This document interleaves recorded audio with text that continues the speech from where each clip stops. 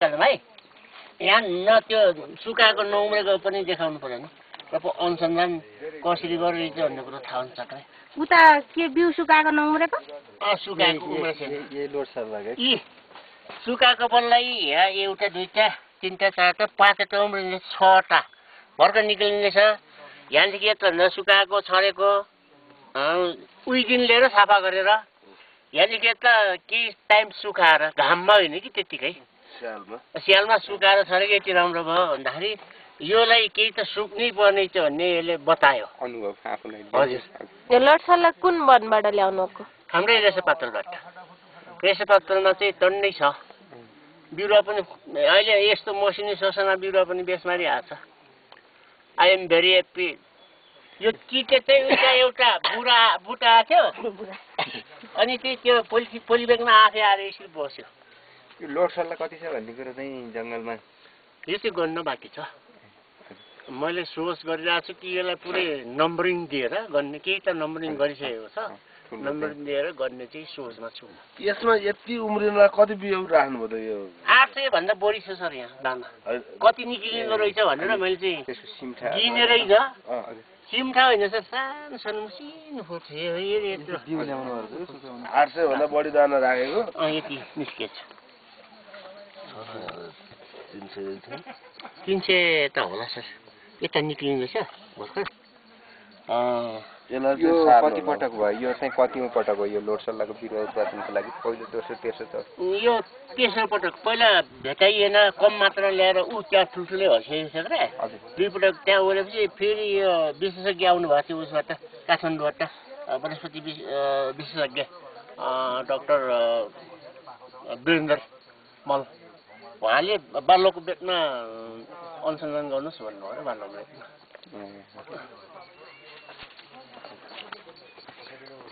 र यो पनि अब यो सिर्नु हो कालो साप भनिन्छ यसलाई तर उहाँ बेडमा राखेको कस्तो हुँदो रहेछ र पोलिब्यागमा डाइरेक्ट राखेको कस्तो हुँदो रहेछ भने यसलाई पनि अनुसन्धान गर्दैछ यसको बिउ कति समयसम्म चाहिँ रहँदो रहेछ हाम्रो बाबाबाट 7 दिन कट्यो भने उम्रिँदो नउम्रिँदो रहेछ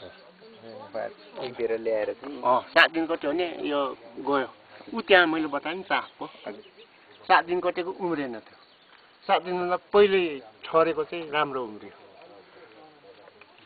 र त्यहाँ पनि मैले त्यत्तिकै त्यो पानी रसिने ठाउँमा लोसला राखेको छु कस्तो हुँदो रहेछ भन्दा भए पनि हेरौँ न ऊ त्यहाँ अहिले छ किराले खाइदिएर त्यसो गरेको धेरै थाहा उता छ सर पानीले खाइदियो अरे किराले खान्छ सर किराले काट्छ क्या किरा देखिँदैन अनि काटेको हुन्छ त्यो पानी जाने ठाउँमा कस्तो हुँदो रहेछ भने यहाँ चाहिँ अनुसन्धान गरेको क्या जलमा थलमा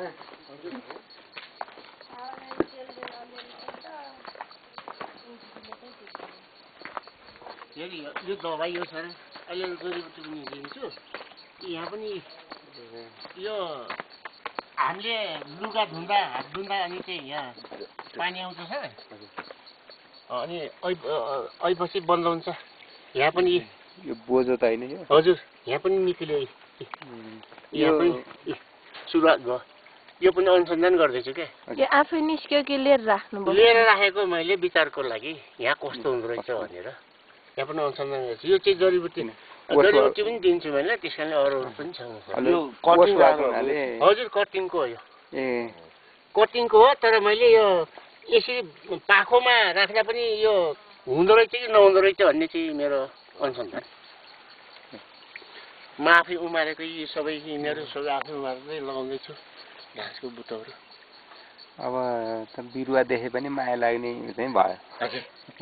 त्यहाँ एउटा लोटसाला लिएर आएको छु त्यहाँ सारेको छु कस्तो हुँदो रहेछ भन्दा अनि चाहिँ सरले फोटो लिनुभयो त्यो जडीबुटी हो क्या बाखन बेतहरू यस्तो भुटकेसहरू जो जोलाई चाहिन्छ मैले पैसा खान्न त्यसै दिन्छु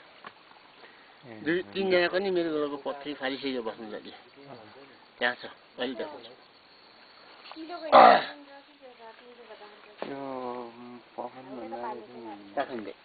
पाखनबे यहाँ छ झन्डै मेलले भाँचेको मेरो लोटसाला यहाँ नि सारा छु कस्तो हुँदो रहेछ भनेर यो चाहिँ त्यो झगडा परेको वनको हो म्याम यो हो सत्य कस्तो छ नि यहाँले राखेको यो चाहिँ भुसरसले दिनुभएको यो टिमुर उ त्यो के भन्छ निवार त मासु उत्पादन गरेको छ नि हजुर मासु उत्पादन गरेर लगाउँछ बिउ सङ्कलन गऱ्यो उत्पादन गऱ्यो अनि अरूलाई पनि दिन्छु पोहोर साल त क्याङमा पनि धेरै लग्यो अहिले पनि लग्यो क्याङमा पनि तर हाम्रो समूहलाई चाहिँ फेरि बाहिर चाहिँ पैसो केही शुल्क पोली ब्याग महँगो छ सर अब चाहिँ केजीलाई 300 नाग्यो होला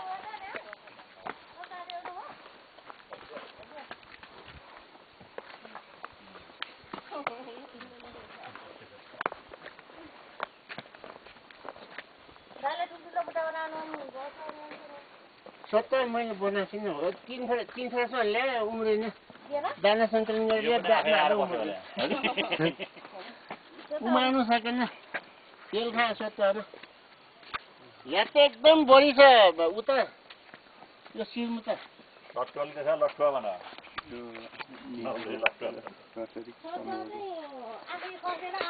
यो चाहिँ लोटसाललाई यति कलमी हो पोहोर साल राखेको यो चाहिँ 15 सालको यति राम्रो भयो यो अहिले सारे हुन्छ यसलाई अहिले यो सार्यो भने सर त राम्रो गरेर यो चाहिँ मैले आफै है दानाबाट उत्पादन गरेको यो चाहिँ हजुर कटिङबाट पनि हुन्छ हुँदो रहेछ अनि दानाबाट पनि अनुसन्धान गर्दैछु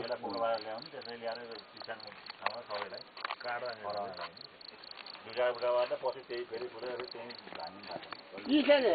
हजुरलाई मैले बताएँ नि होइन सर यो 7 दिन काटेको हो हजुर त्यही भएर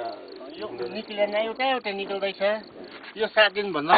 एक अन्तर हुँदो रहेछ यो 7 दिन काटेपछि उमर्न भन्ने चाहिँ मैले सुनेको थिएँ विचार गरेको हो रहेछ पक्कै थाहा भयो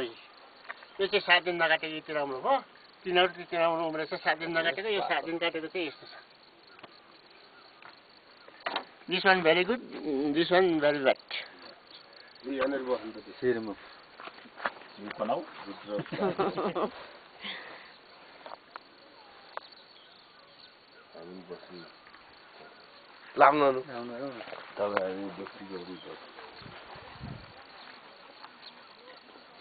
अब दिदी पनि आउनु न